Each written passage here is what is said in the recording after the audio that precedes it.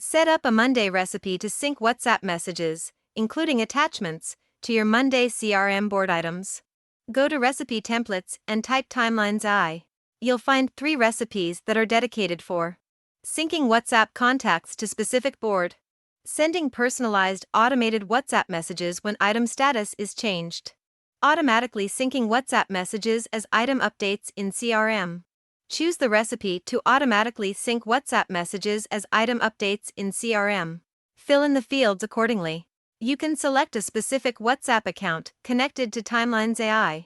The system will load all of your connected WhatsApp accounts. You can select one or click on any, so the recipe can consider all of the WhatsApp accounts you have in your TimelinesAI workspace.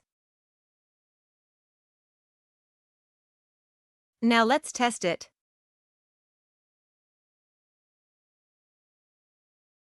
Every message and attachment sent or received in your WhatsApp conversations will automatically synchronize and appear as updates in your Monday board items.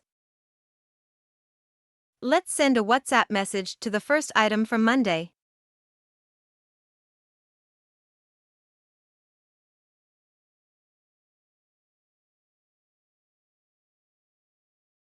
And we can see these messages as updates in real time.